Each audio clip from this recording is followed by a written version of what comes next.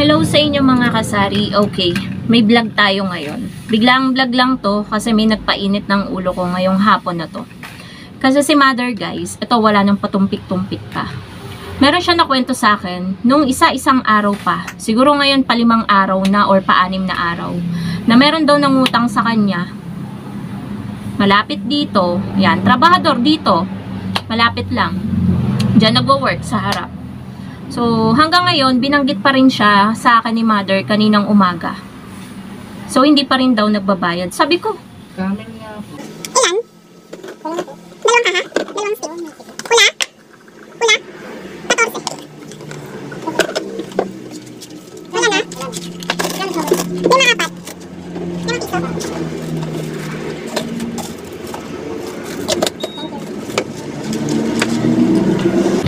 so, ayun nga po mga kasari. Sabi ko, kay mother, lagi yung bumibili sa akin hayaan mo, kapag bumili sa akin, isasabihan ko na magbayad sa'yo. So, ngayon lang guys, siguro mga 15 minutes ago or 20 minutes ago, bumili si lalaki. So, nung una pa lang guys, ano naman hindi naman ako bad mood. Talagang na-trigger lang ako dun sa sinabi niya. Sabi ko kasi, habang binibigay ko yung binibili niya, 3 camel. Tapos B-fresh yung binibili niya. Sabi ko, may utang ka daw kay ina Tapos nag-isip siya parang ganyan. Ang tagal niya sumagot.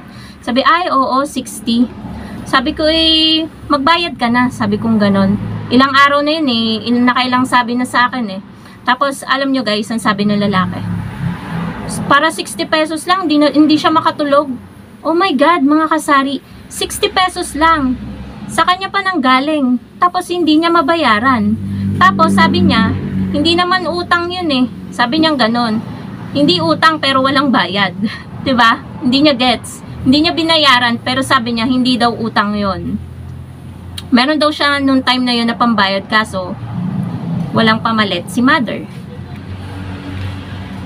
Marami kami. Nahinto na naman tayo mga kasari dahil may bumili ng kalahating sigarilyo. So, doon ako na-trigger. Sabi niya na 60 pesos lang naman, hindi siya makatulog. Parang dalawa yung nag-trigger sa akin guys Una, nasabi niya yon sa mother ko.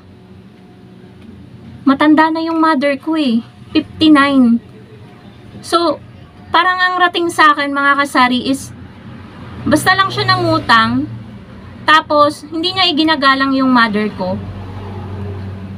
Na bilang tao, ganun, bilang mas matanda sa kanya kasi nasabihan niya, ang dali niyang sabihan na para 60 lang hindi siya makatulog. Parang ganun guys yung sa akin. And pangalawa, 60 pesos lang, yun nga, nilalang niya, pero ilang araw na, 4 days or 5 days na nakalipas, hindi niya binabayaran, pero nilalang niya yung 60 pesos. So, kung hindi ko pa pinaalala, ito yung sad story, kung hindi ko pa pinaalala dun sa kanya, ay wala siyang balak magbayad. Kasi ang sabi niya sa akin, hindi naman daw siya nagagawi doon, hindi daw siya pumupunta. So, ibig sabihin, kung 1 year siyang hindi pupunta doon, 1 year din siyang hindi magbabayad. Kasi parang hindi alam ng misis niya na may utang siya na ganun. Kasi kanina yung misis niya, asawa niya, bumili pa sa akin. Nagpapa-cash in sila ng pangsugal. So, 60 pesos hindi mabayaran. So, ang nag-trigger pa sa akin guys, at may nasabi ako na masama, sabi ko na itain mo na, hindi mo pa binabayaran. Kasi guys, ganito pa. Nag-walk out, hindi man lang nag-sorry. Tapos, habang nagsasalita ako, bastos ang puta mga kasari. Sorry sa bad words. Bastos yung lalaki mga kasari. Kaya talaga, alam niyo yung paggalit na galit kayo, yung boses niyo parang garalgal, na talagang nagigigil ka, gusto mong makapanakit. Ganun guys yung napil ko kanina dun sa lalaki. Bago lang siya dito Bago lang siya. Hindi siya yung ilang years na nagtatrabaho dyan. Bago lang sila ng asawa niya. Yun nga, kapag bago ka, dapat, 'di ba, siguro naman, dapat magaling kang makisama. Kasi from the start na bungad niyan dito, nung bago pa lang talaga, as in bagong-bago, naibangan na talaga ako sa kanyang angas niyang bumili, siga, kumbaga, ganyan. Pero kapag mga mangungutang, pag may mga kulang, ang mga ugali ay baka ganito, ganyan, ang hinahon. Pero kapag bibili, siga, hindi na sila sasabihin na pabili po, hindi ganon. Hindi sila ganon guys. Bihira na lang ang customer na ganon bumili. Kaya talaga kanina guys, gigil na gigil talaga ako kanina. Hindi ganon ang ugali ng mga nangungutang dapat. Kasi paninda lang ang inuutang nyo sa mga nagtitinda or kahit saan pa man, basta nagtitinda at may negosyong maliit. Hindi dapat ganun ang ugali. Kasi lagi nyong iisipin, pare-parehas lang kayo na gustong kumita. Sinabi ko din sa kanya, wait lang guys. Isang camera.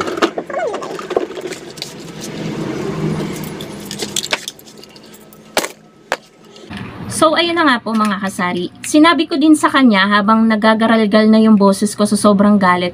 Sabi ko, utang lang din ng tao yan. Utang lang din ng nanay ko yan. Sabi kong ganyan. Tapos, ang tagal mong bayaran, ilang araw na. Tapos, ayun guys, hindi siya makaintindi. Gumaganon pa siya.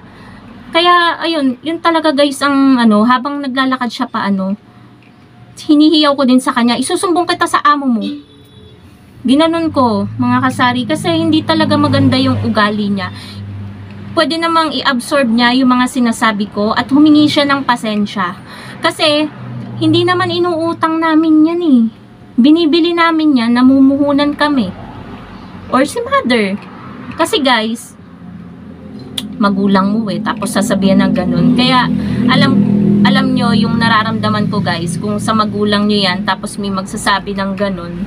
'Di ba? Tinutulungan ko lang yung mother ko na maningil. Kaya guys, kanina kahit walang bantay dito sa tindahan, lumabas talaga ako, pinuntahan ko dito sa tabing kalsada si mother at binilinan ko siya na kahit sino pa man dyan, sa mga empleyado dyan, wag na wag nang magpapautang. Kahit pa wala kang maging benta, wag ka lang ma-stress sa mga ganyang tao. 'Di ba? Ibig sabihin, kumbaga mga kasari, yun nga, hindi nga sila marunong rumispeto sa mas matanda Sinasabihan nila na para 60 lang, hindi makatulog. Parang ganun guys. Kaya ang hirap magpautang sa mga customer. Yan yung pinaka number 1 na dahilan naming mga tindera. Kasi pag siningil mo sila pa yung galit. Sila pa yung maraming nasasabi. Na para bang ikaw ang masama. Pero nung time na nangangailangan sila, pinautang mo sila ng walang maraming dada, pero kapag siningil mo na, ganyan na yung sasabihin sa'yo. Kaya yan po talaga yung pinakarason namin, kaya sana maunawaan po yan ng mga ilang makakapanood nito kung bakit ayaw naming magpautang, kasi ayaw naming ma-stress. Yan talaga guys yung nagpa-trigger talaga sa akin kanina. Sabihan ba naman niya yung mother ko, anong karapatan niya? Na para 60 lang, hindi makatulog. Yun guys, yung tumatak sa isip ko. 'Di ba? Tapos, ang sinabi ko na lang talaga sa kanya, parang 2 times kong sinabi sa kanya, ng pasigaw, na itain mo na, yung hindi mo pabayad. 'Di ba mga kasari, wala namang masama dun Mas marami siyang masama na sinabi. Ewan ko kung bibili pa dito, pero wala akong pakialam. As long as nasabi ko yun nasa sa loob ko at nasingil, nagbayad guys. Nagkasalubong kami. Habang pabalik ako dito, papunta siya sa mother ko, sa small karinderya ng mother ko. Magbabayad siya. Hindi ko pinansin. Dire-diretso lang ako dito. So kahit pa man hindi siya bumili or yung asawa niya dito, wala akong pakialam. Dahil meron akong mga customer dito na araw-araw ditong bumibili, mga suki ko. Kasi, mga kasari, ito yung pananaw ko ngayon Hindi totoo yung kasabihan na customers is always right. Kasi kung ang customer ay nire-respeto ka, tayong mga tindera, ibabalik din natin yan sa kanila. Kung ano yung inaano nila sa atin, yun yung balik natin. So, kanina nga guys, may nagpainit ng ulo namin, dalawa ni partner. Pero wala kaming ginawa, nagpasensya kami. may bumili. Trabahador din doon. Mga balasubas, trabahador din. Siga. Bumili ng Winston. So, siga talaga mga kasari, as in. Iba yung pagkasabi niya.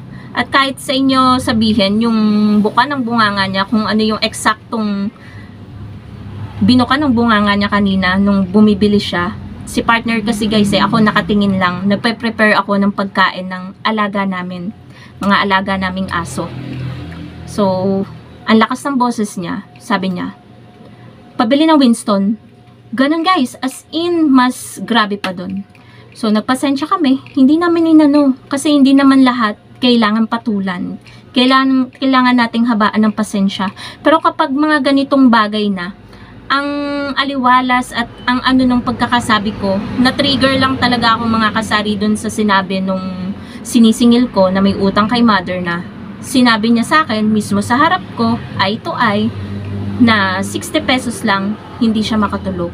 Sinabi mismo sa mother ko, nakaharap ako. 'Di ba? Hindi ko maintindihan ng mga ugali ng mga customer ngayon guys. Kaya wag na wag kayong magpapautang kung ayaw nyo maranasan yung ganito. Kasi ang hirap maningil. So yun lang guys ang ating vlog for today. Thank you so much for watching and happy selling po sa inyong lahat. Wala akong pakialam kung mapapanood to ng mga binanggit ko ngayon sa vlog.